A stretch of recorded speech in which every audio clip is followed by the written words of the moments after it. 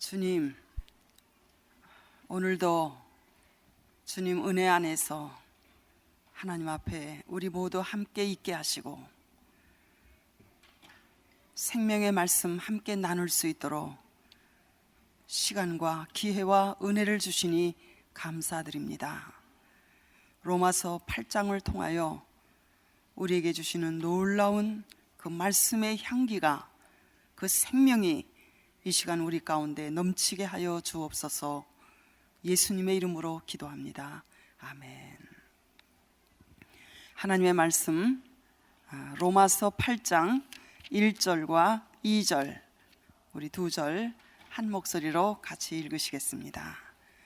그러므로 이제 그리스도 예수 안에 있는 자에게는 결코 정죄함이 없나니 이는 생명의 성령의 법이 죄와 사망의 법에서 너를 해방하였음이니라. 아멘.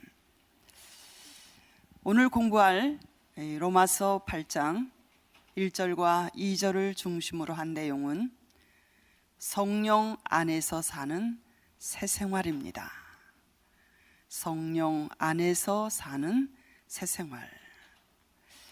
먼저 오늘부터 저희들이 공부할 이 로마서 8장에 대한 가치에 대해서 저희들이 한번 살펴보겠습니다.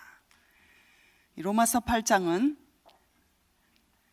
16장으로 이루어진 로마서 안에서 제일 중앙에 위치하고 있습니다.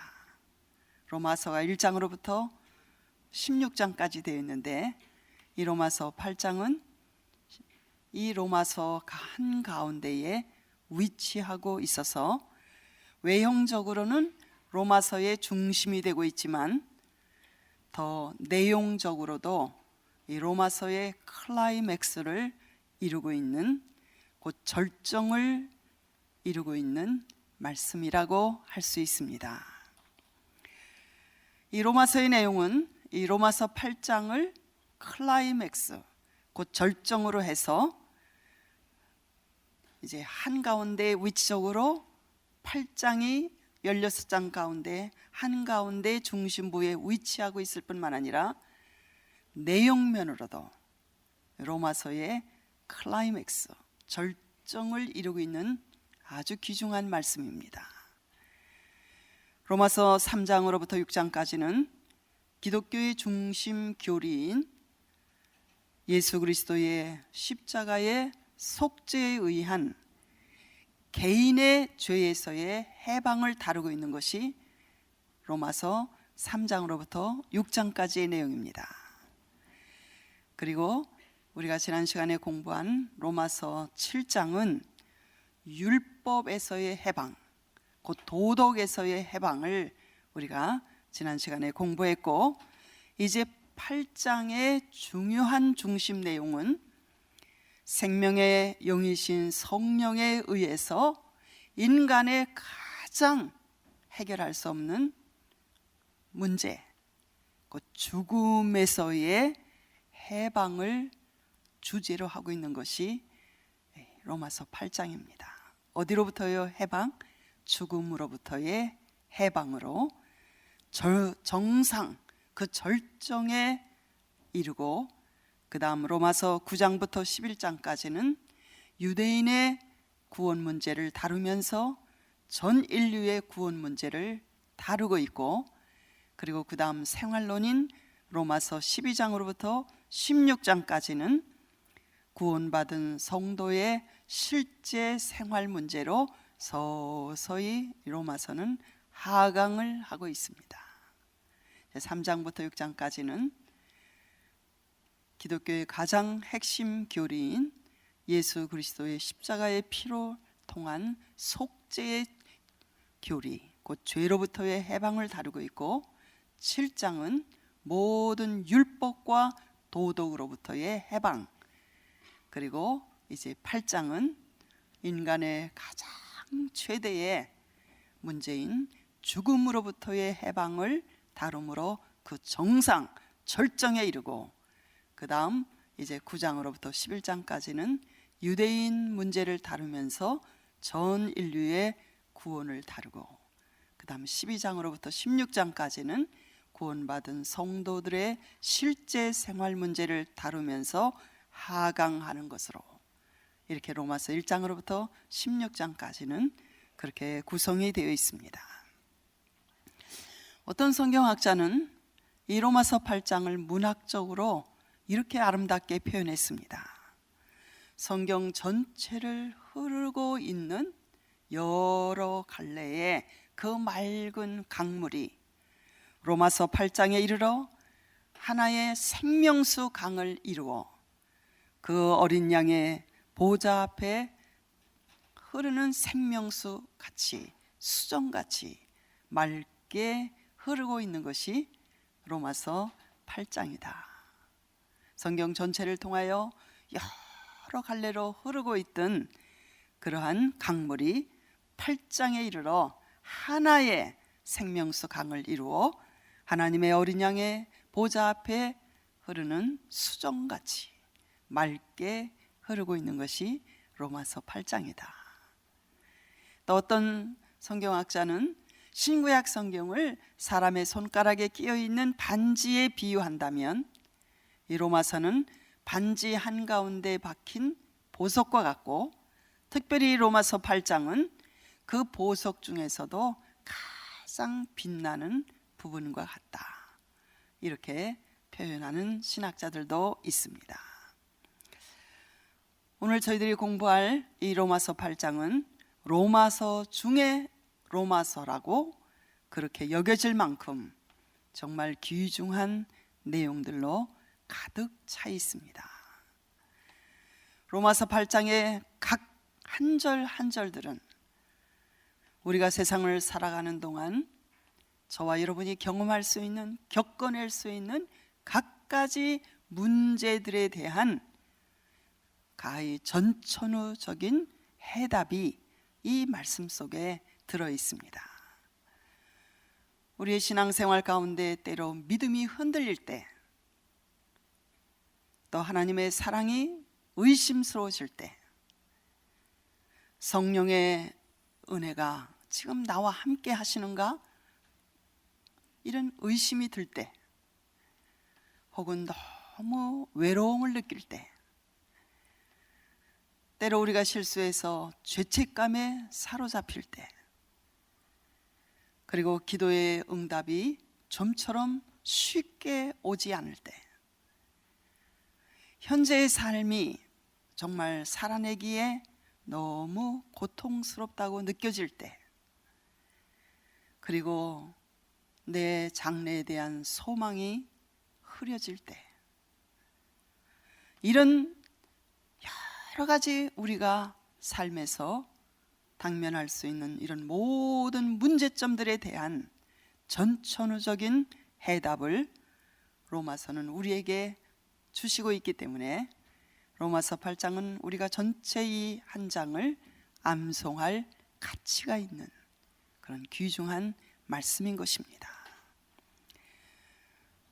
우리 기독교 역사를 통해서 이 로마서 8장에서 정말 그 맑은 샘물을, 위로의 샘물을 이 말씀 속에서 발견하고, 이 샘에서 기쁨과 평안을 누린 성도들의 수는 헤아릴 수 없이 정말 많은 것입니다. 로마서 8장은 십자가에 대한 믿음으로 의롭다함을 받은 성도들에게 부활하신 예수님께서 지금 하늘 보좌 우편에 계시면서 그의 영을, 그의 성령을 우리에게 부어주심으로써 의롭다함을 받은 성도들이 날마다 성화의 과정을 거쳐서 영화의 과정으로 전진하는 이 도중에 있는 우리들에게, 우리는 지난 시간에 로마서 7장을 통해서 이 율법과 도덕의 위치에 대해서 우리는 지난번에 집중적으로 살펴보았습니다. 구원받은 이후에 우리의 영적 감각이 전에 구원받기 전보다 훨씬 예민해져 있는 상태이기 때문에 왜냐하면 거룩한 성령이 우리 안에 거하시기 때문에 하나님의 말씀, 율법에 대하여, 도덕에 대하여, 선에 대하여 굉장히 예민해져 있습니다. 그래서 아주 감각이 예민하기 때문에 작은 죄에도 우리는 많은 고통을 느끼고 너무 힘들어합니다. 왜냐하면 자기 자신에 대한 부족함을 더 깊이 깨닫게 되기 때문에.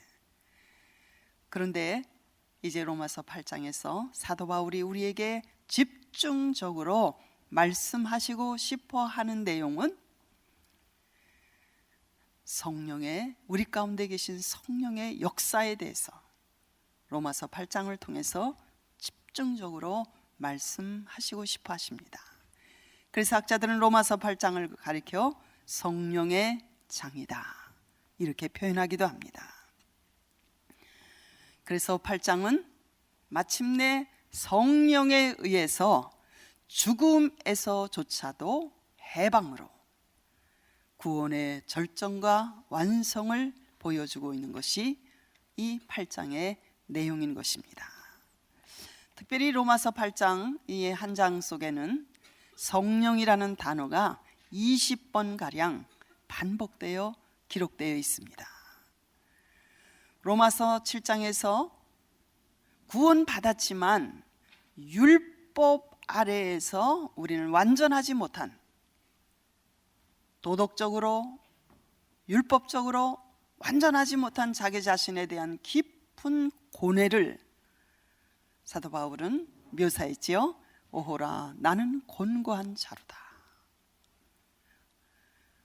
율법 아래에서, 율법이 거룩한 율법, 선한 율법, 의로운 율법인 줄 알기 때문에 그것을 지키고 싶고 행하고 싶은 소원은 내게 있으나 그대로 그렇게 살지 못하는 자기 자신에 대한 그 고뇌에 대하여 로마서 7장에서 우린 지난 시간에 공부했지요.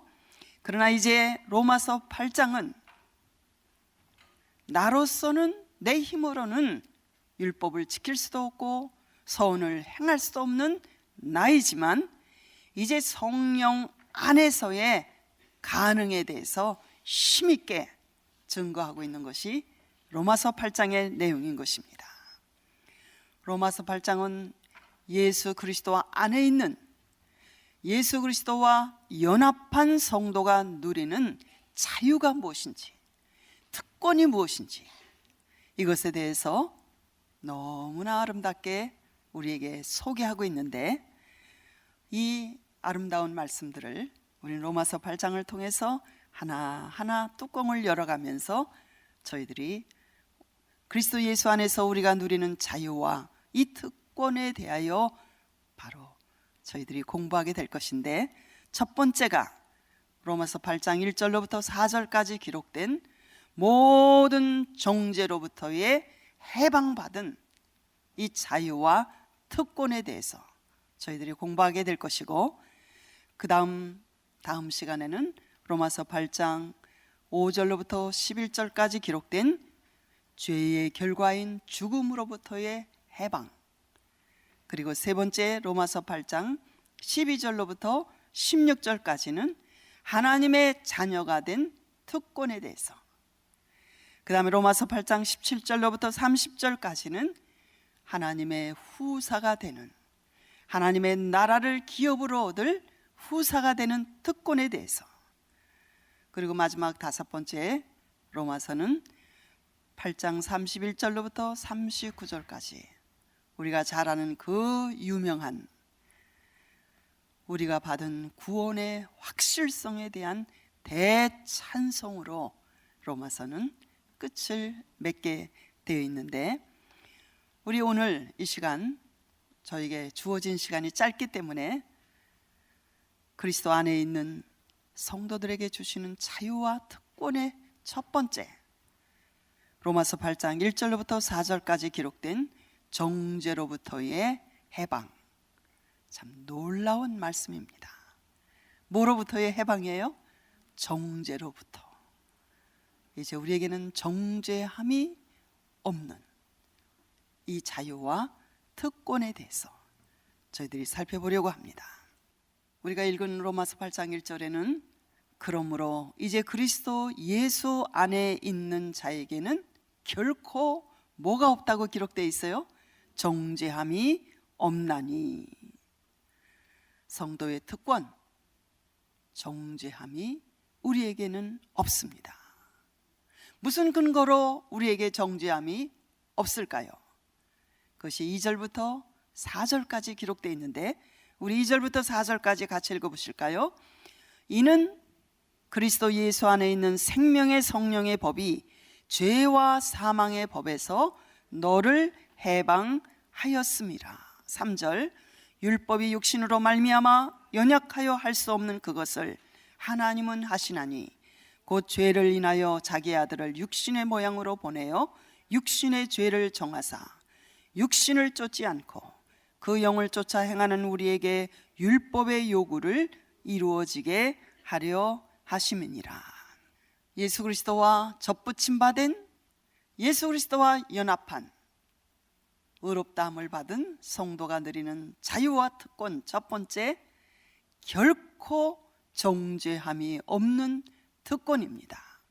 그 근거로서 그리스도 예수 안에 있는 생명의 성령의 법이 죄와 사망의 법에서 우리를 해방시켰기 때문이라고 증거하시고 있습니다.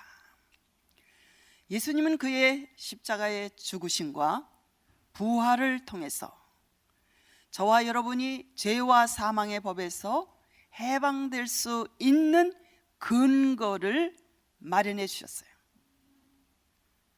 왜냐하면 십자가 위에서 그분이 우리의 모든 죄, 과거와 현재와 미래에 대한 모든 죄를, 율법을 지키지 못하고 선하게 살지 못한 모든 죄를 십자가 위에서 다 그분이 죽음으로써 갚으셨기 때문에 죄와 사망의 법에서 우리가 해방될 수 있는 근거를 거기에서 마련해 주셨고, 성령께서는 2000년 전 갈보리 그 십자가 그 언덕에서 일어났던 그 사건에 대한 효력이 오늘날 저와 여러분에게 미치도록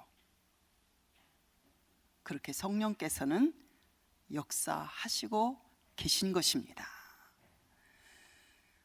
성령을 따라 사는, 성령이 우리 안에 거하시는 성도이지만 우리가 너무 때때로 연약하여 넘어지고 죄를 짓고 실패할 때마다 즉시로 마귀는 우리를 죄인이라고 송사합니다. 너는 구원받을 수 없어. 하나님께 인정받을 수 없어. 너는 하나님의 자녀라고, 야, 어떻게 그렇게 말할 수 있니? 그럴 수 없어. 우리가 넘어질 때마다, 죄를 질 때마다 마귀는 와서 우리에게 무섭게 죽을 죄인이라고 송사하지만 하늘 법정에서는 언제나 성도는 무죄를 선고받습니다. 왜냐하면 우리의 대언자가 되시는 예수 그리스도께서 하늘 법정에서, 맞아요, 이 성도가 지금 넘어진 거 사실이에요. 그러나 내가 십자가 위에서 그것까지 다 페이했고 다 지불했기 때문에, 죄의 값을 죽음으로 지불했기 때문에 No guilty, 무죄로 언제나 선고를 받습니다. 그렇게 믿으세요? 성경에 그렇다고 약속하시고 계십니다. 성경에 그렇다고 우리에게 선포하시고 계십니다. 그리스도 예수 안에 있는 자에게는 결코 정죄함이 없나니 이는 생명의 성령의 법이 죄와 사망의 법에서 너를 해방하였습니다. 이게 우리가 누리는 자유이며 특권입니다. 여기 정죄함이 없다는 이 말씀의 뜻은 아주 자세하게 구체적으로 표현하면 성도가 혹시 죄를 범할지라도 정죄함을 받지 않는다고 읽어야 합니다. 이게 본 뜻이에요. 왜냐하면 거기서 다 폐의가 되었기 때문입니다. 그러므로 이러한 특권을 누리는 성도는 이제 어떻게 살아야 하나, 이것이 로마서 8장 4절에 기록되어 있는데, 이제는 육신을 쫓지 말고 영을 쫓아 살으라고 우리에게, 그래야 율법의 요구가 자연 발생적으로 날마다 이루어지게 된다고, 율법을 완성하며 살게 된다고, 그렇게 살아야 한다고 우리에게 말씀하시고 있습니다. 육신을 쫓지 않고 그 영을 쫓아 살아야 한다. 굉장히 어려운 거죠, 우리에게. 우리는 율법을 지키려고 노력함으로, 금욕함으로, 율법에서 도망치는 도피함으로 이 문제는 절대로 해결되지 않습니다. 육을 우리가 이기는 길은, 우리 자신의 소욕을 처치하는 길은 한 가지 길밖에 없습니다. 그것은 오직 그리스도의 영, 하나님의 영, 성령으로만 가능한 것입니다. 우리가 육신을 따라 살지 않고 내 안에 거하시는 성령의 인도를 받아 육신의 행실을 죽이면서, 이기면서 사는 것, 이것이 자녀답게 사는 길입니다. 제가 몇 주 전에 저의 조그마한 결심을 여러분에게 소개해 드렸어요. 제가 세수하고 화장하면서 늘 이렇게 TV를 돌리면서 연속극을 봤다 그랬죠. 그런데 이 화장이 끝나도 그 다음 어떻게 됐을까? 멍청하니 앉아서 그 끝날 때까지 자꾸 보는 거예요. 그러다가 그 다음 시간에는 어떻게 됐을까? 그 시간을 또 틀고, 그러다 보니까 끝나고 나면 뭐 거기서 뭐 별로 배우는 것도 없고 은혜를 받는 것도 없고, 뭐 가끔 그런 게 있긴 있지만 대부분 다 영양가가 없어요. 맨날 뭐 복잡한 것뿐이에요. 그래서 제가 결심을 했어요. 이제는 절대로 스위치를 그쪽으로 향하지 않겠다. 그래서 주님, 그 시간에 내가 하나님의 말씀을 듣든지 뭐 다른 것을 하면서 하든지 이렇게 마음을 정합니다. 근데 주님이 도와주셔야 됩니다. 이렇게 결정을 하고 했는데, 아직까지는 때때로 유혹이 있어요. 지금 조금 봐도 괜찮지 않을까? 근데 그걸 순간순간 이기면서 나가니까, 지금 이기면 이 시간만 이기면 돼요. 그리고 그 다음 이기면 돼요. 그리고 그 다음 그 시간만 이기면 돼요.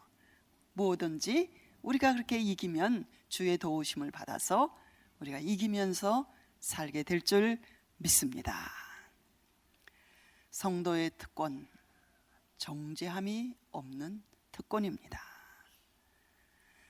그리스도 예수 안에 있는 생명의 성령의 법이 죄와 사망의 법에서 해방시킨 이것은 정말 형언할 수 없는 특권이고 자유이며 우리에게 주시는 큰 위로인 것입니다. 구원받은 이후에도 성도들은 예민한 신앙 양심으로 자기 자신에 대한 도덕적인 절망으로 깊은 죄책감 속에서 우울해지기도 하고 갈등도 있기도 하지만, 그러나 그리스도의 은총의 햇살에 의한 확신과 승리가 바로 그리스도 예수 안에는 정죄함이 없다는 것입니다. 그러니까 마음대로 이제는 죄를 져도 되겠다, 그것이 아니잖아요. 우리가 연약하여 넘어질 때가 있지만 그럼에도 정죄함이 없다는 것, 이것은 하나님의 놀라운 은혜입니다. 정죄받을 만한 이유가 없어서가 아닌 것입니다. 우리에게는 정죄받을 만한 이유가 우리 자신들 안에는 많이 있어요. 때때로 저와 여러분이 죄에 대한 유혹을 느낄 때도 있어요. 그 죄를 범한 괴롭힘과 고통이 우리에게 있는 것입니다. 성도가 범죄하면, 예수 믿는 사람이 범죄하면 주님으로부터 책망을 받게 되고 때때로 사랑의 채찍을 받기도 하지만, 이 말씀이 우리에게 말씀하고 싶어 하는 것은 이 세상과 더불어 정죄받지는 않는다는 것입니다. 아멘이십니까? 아멘입니다. 우리는 이 세상과 더불어 정죄받을 사람이 아니에요. 우리의 실수나 넘어짐이, 과오가 우리의 구원이 절대로 취소될 수 없다는 것입니다. 왜냐하면 행위로 구원받지 않았기 때문에 행위로 구원이 취소되지 않는다는 것입니다.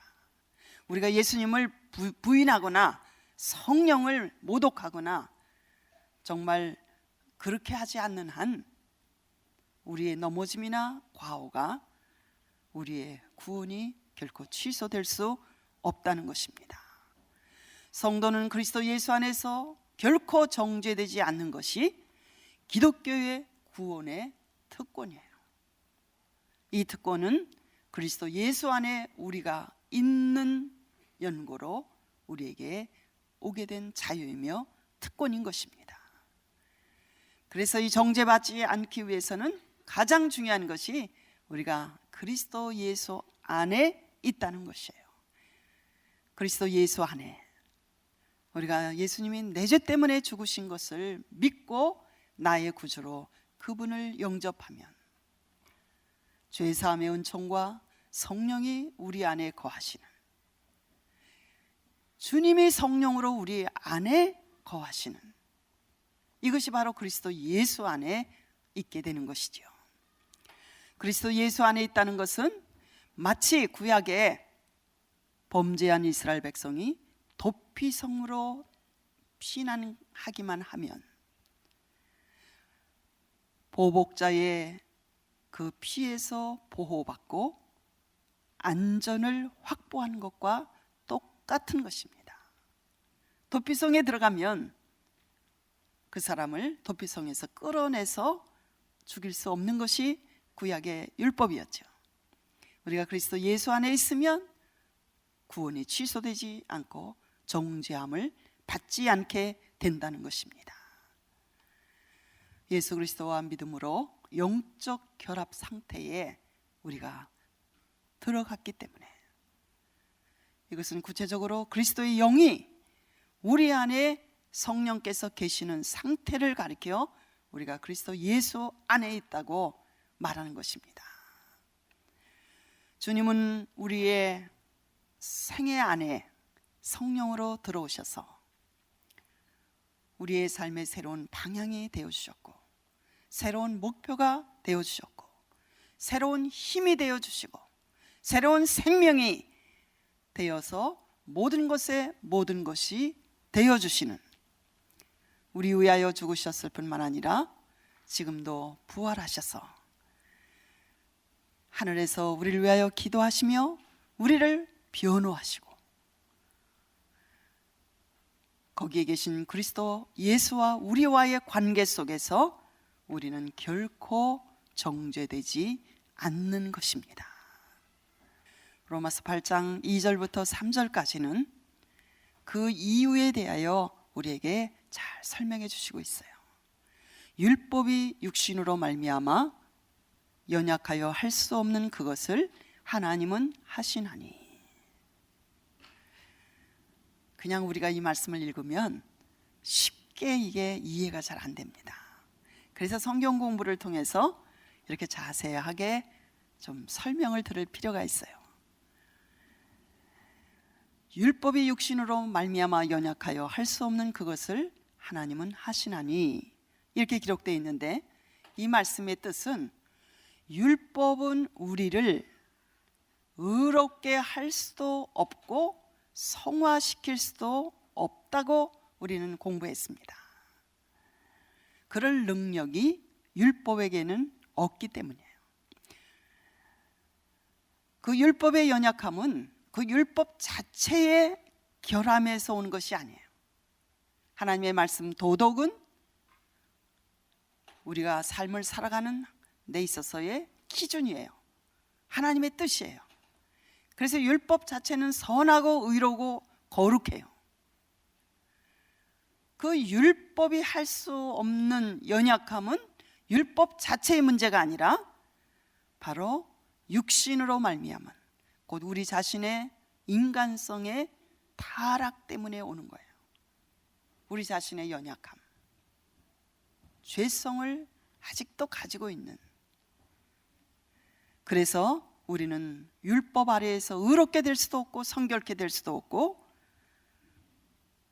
완전해질 수 없는 거예요. 율법은 지적만 해주고 보여주기만 하지 손을 내밀어서 우리의 상처를 닦아주지도 못하고 우리의 죄를 용서해 주지도 못해요. 죄에 대하여, 의에 대하여, 심판에 대하여 보여주고 지적해주고 알게는 하지만 율법 자체는 우리를 의롭게 하거나 성결케 할 능력이 없습니다. 그래서 로마서 8장 3절에는 하나님은 하시나니, 그 죄를 인하여 하나님은 어떻게 하셨는가 하면 자기 아들을 이 세상에 보내심으로 하나님은 그 일을 하신 것입니다. 율법이 실패한 곳에 율법이 할 수 없는 일을 하게 하시려고 하나님은 다른 방법으로, 곧 예수 그리스도를, 자기 아들을 죄 있는 육신의 모양으로 죄에 대한 제물로 이 땅에 보내셨습니다. 그래서 그 몸에 우리의 모든 죄가를 담당하게 하심으로 죄의 싹신 사망, 그 율법의 요구를 다 이루셨습니다. 그래서 십자가에서 운명하실 때 예수님은 다 이루셨다 하시고 운명하신 것입니다. 고린도후서 5장 21절에는 하나님이 죄를 알지도 못하신 자로 우리를 대신하여 죄를 삼으신 것은 우리로 하여금 저희 안에서 하나님의 의가 되게 하려 하심이라 말씀하셨습니다. 자, 이 말씀을 강조하고 오늘 시간을 마치려고 합니다. 저와 여러분의 죄가 이미 다 정죄를 받았어요.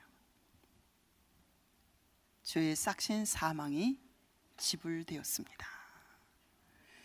이미 정죄받은 자는, 이미 죄값으로 죽음이 사형에 집행된 자는 더 이상 아무도 고소할 수가 없는 거예요. 왜냐하면 죽음으로 다 청산되었기 때문에 죽은 사람을 또 고소할 수 없는 것입니다. 예수 그리스도의 죽음은 우리의 과거와 현재와 미래의 죄를 다 거기서 청산하시고 처분하신 것입니다. 저와 여러분이 죄와 사망의 법에서 해방된 근거와 이유는 그리스도께서 우리 위하여 이루신 그분의 업적 때문인 것입니다. 오늘 저희들이 성찬을 함께 가실 때 우리의 신앙은 예수 그리스도의 공로를 의지하여 하나님과의 관계를 유지하는 것이 우리의 신앙인 것입니다. 이것 아니면 우리의 신앙은 나의 중심적으로 말씀에 기초하기보다는 내 경험과 오늘의 나의 기분, 감정에 의지하기가 쉽습니다. 우리의 신앙은 그리스도의 공로를 의지하여 하나님과의 관계를 유지하는 것이라고 말씀드렸습니다. 그렇게 믿으시죠? 아멘입니다. 오늘 여기까지 공부하고 다음 시간에 그리스도 예수 안에 있는 성도가 누리는 자유와 특권, 죽음으로부터의 해방, 이것이 로마서의 최고의 클라이맥스, 절정이에요. 기도하시겠습니다. 자비하신 주님, 이 큰 선물을 아무것도 우리 자신이 행한 것이 없이 받게 하신 것을 감사드립니다. 그래서 이 구원의 즐거움을 늘 누리며 기쁨으로 살게 하시고 그 은총에 감격하여 하나님을 기쁘시게 하는 거룩한 하나님의 뜻대로 살기를 힘쓰는 저희들 되게 하여 주옵소서. 예수님의 이름으로 기도합니다. 아멘.